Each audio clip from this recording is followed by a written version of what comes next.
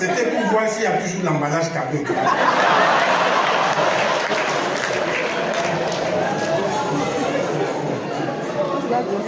L'Afrique des frontières de l'Afrique des frontières. Bon, moi je suis de quel pays? Niger. Il y a des Nigériens ce soir? Hein? Un, deux. Toujours.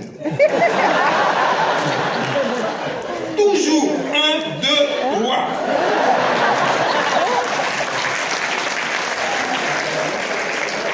Hein, les statisticiens nous appellent des marges d'erreur. Oui, parce que à toi, là, c'est comme s'il n'y avait pas de Nigeria. Ma soeur, on n'est que nous trois, là. Hein? Vous voyez la négo? J'ai parlé à ça, il y a quoi?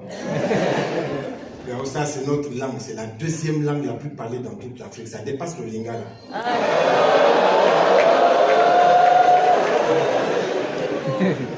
Le Niger, mon ami, le Niger. Le Niger, les médias ne parlent jamais du Niger, ça ne les intéresse pas. De temps en temps, ils parlent du Niger, tu vois. Pour dire, le Niger, virgule, l'un des pays les plus pauvres de la planète. Pas du monde, hein, de la planète, mon ami. C'est-à-dire que même les arbres et les poissons, ils sont plus riches que nous. Toujours. L'autre fois, je regardais la météo. Alors, il fera 25 degrés à Paris, 30 degrés à Abidjan et 45 degrés à Niamey. Niamey, la capitale du Niger, l'un des pays les plus pauvres de la planète. Je me souviens, il y avait un avion de UT à l'époque qui avait explosé au-dessus du désert du Niger, tu vois. Toujours, il disait, le Boeing, le DC-10, c'était un DC-10, parce qu'on ne prête qu'aux riches, maintenant c'est les Boeing qui tombent seulement. A explosé au-dessus du désert du Niger, le Niger, virgule, l'un des pays les plus pauvres de la planète. L'avion n'était pas nigérien, il n'y avait pas un Nigérien dedans. Et c'est même pas nous qui avons mis la bombe, tu vois. Le pire. Toujours le Niger, l'un des pays. Attends, pourtant le Niger, c'est l'un des plus grands producteurs de uranium, mon ami. Ah oui, oui. Ça, c'est un Libanais. Tu es marocain. Je connais. À moitié tunisien. À moitié tunisien. C'est-à-dire la honte de l'autre moitié.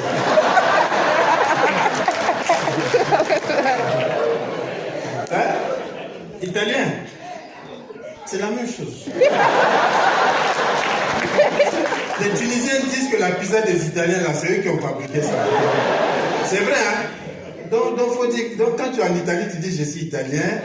Puis quand tu es ici, tu dis je suis à moitié tunisien. Hein? L'autre fois, j'étais en Tunisie, puis tu as un copain qui me dit ah, tu sais, maman, l'un de mes rêves, un jour, c'est de visiter l'Afrique.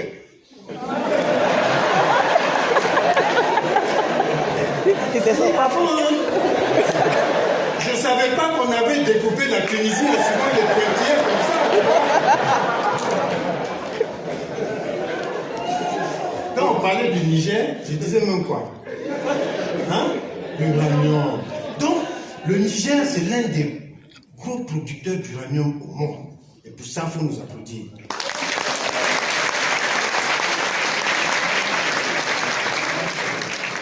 Oui, mais ce n'est pas notre uranium.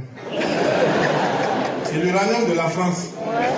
Oui, ils nous ont pris, ils nous ont déposé ici, ils nous ont dit, bon, vous me gardez notre uranium, hein. Puis de temps en temps, ils viennent, ils nous font ça. Ils prennent et puis ils partent fabriquer des choses, des centrales nucléaires là-bas, tu vois. Nous, les Nigériens, en fait, on est comme des vigiles devant une banque. On voit l'argent entrer, puis sortir. On a rien, tu vois. Et l'autre fois, j'ai appris que 80% de l'électricité en France, ça vient de l'uranium du Niger. Donc, à chaque fois que je suis à Paris, je me mets sous la tour Eiffel. Dès qu'elle commence à clignoter là, je dis, rendez l'argent du Niger.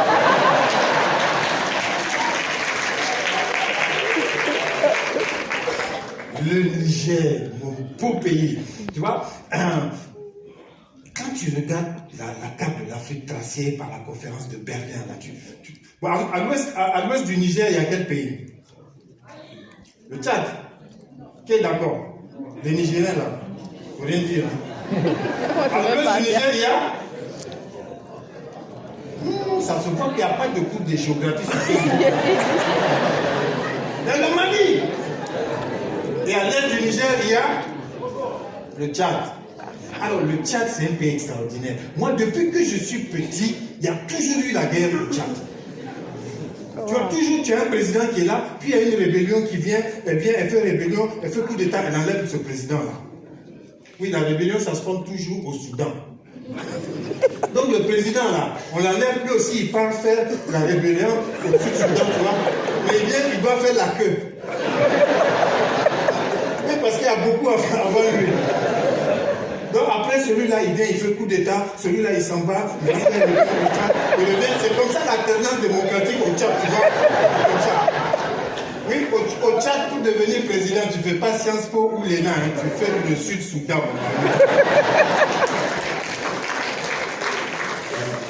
L'Afrique, la conférence de Berlin. Au sud du Tchad, il y a quel pays? Oui, il y a la Centrafrique.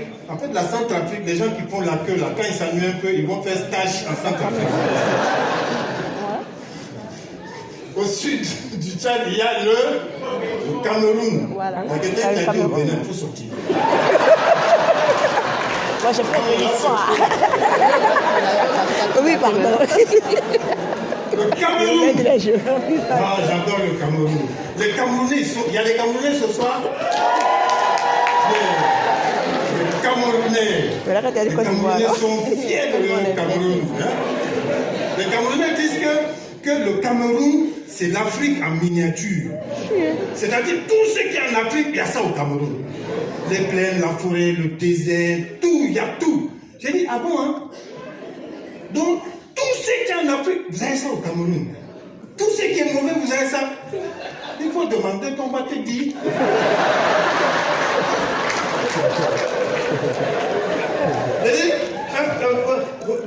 Vous avez la pollution au Cameroun. Ah, c'est nous-mêmes on fabrique ça, on distribue partout.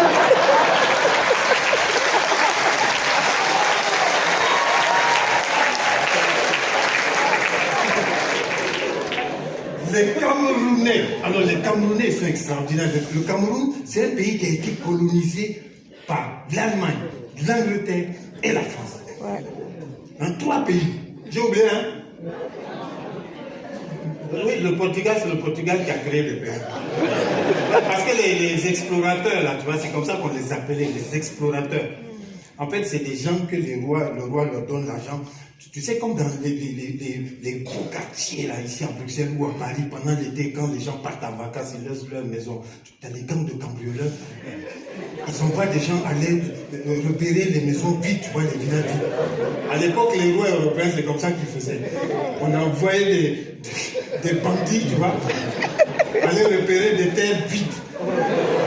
Il y avait nos ancêtres, mais les terres étaient vides, tu vois. Et c'est comme ça, bon, comme c'est toujours les mêmes qui écrivent l'histoire, on les appelle des explorateurs. Comme Christophe Colomb, tu vois. Le gars, on lui a dit, va acheter un poulet au curry, il ramène un tacos, il dit,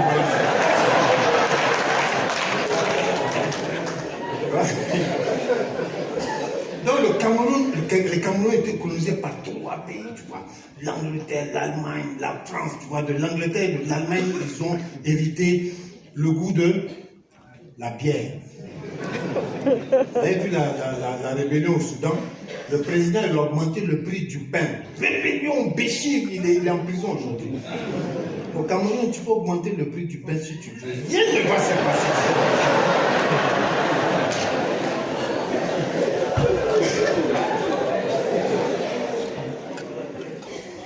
Il faut toucher la bière.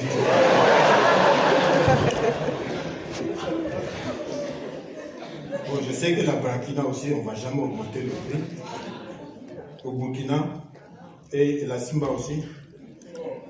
Hein? On ne va pas augmenter le prix aussi. Au Congo, la bière s'appelle comment?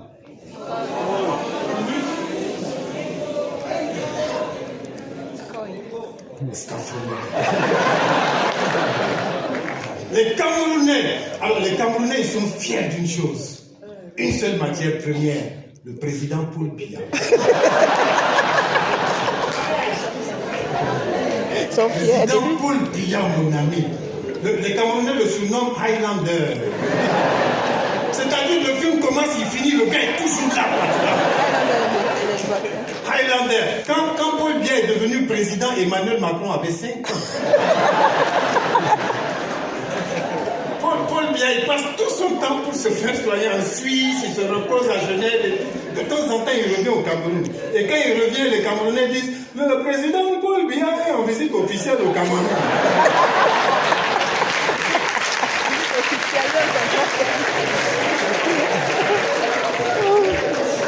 Le Cameroun, mon ami. Tu vois, il y a d'autres pays, quand tu regardes la carte tracée à la conférence de Berlin, tu as des pays vraiment, ils sont très très très beaux, quoi. Leur carte est très très belle. Mais simplement, pour les voir, il faut te rapprocher comme ça. Tu te rapproches encore parce que tu ne les vois pas, ils sont trop petits. Comme le Togo. Le Togo est tellement petit, le Togo, que pour écrire le nom des autres pays, c'est horizontal comme ça. Le Togo s'écrit verticalement, mon ami. Il n'y a pas la place, tu vois. Donc pour lire le nom Togo, tu es obligé de faire comme ça. Donc si tu vois des Africains marcher comme ça, c'est des Togolais, tu vois. Le Togo est tellement petit, des fois, tu marches comme ça du Ghana, ben, tu te retrouves au Bénin. Tu as sauté le Togo. Il n'y a pas d'avion qui va directement à Lomé au Togo. Hein. Ah bon, merci. Non, c'est trop petit. Bon, d'accord, il y en a, mais en fait, quand tu rentres dans l'avion, l'hôtesse, elle dit, les passagers en destination de Lomé, levez la main. Tu lèves la main, on te donne un parachute, on dit, saute. Il faut sauter, tu as 3 secondes pour sauter. Hein. Sinon, tu te retrouves en Côte d'Ivoire. Le Togo est tellement petit que pour jouer au football, c'est compliqué. Je te dis, par exemple, pour tirer le corner, tu déposes le ballon comme ça, tu fais ça, tu es au Ghana.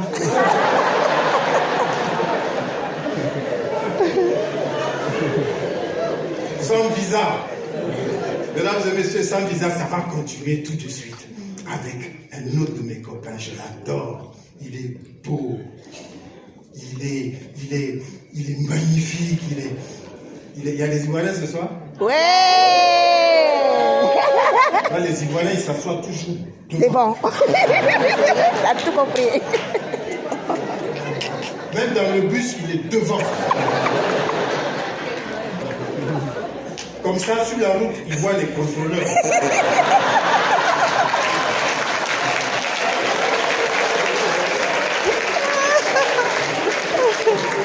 Mesdames et messieurs, la soirée continue. Merci d'être aussi chaud que vous l'avez été.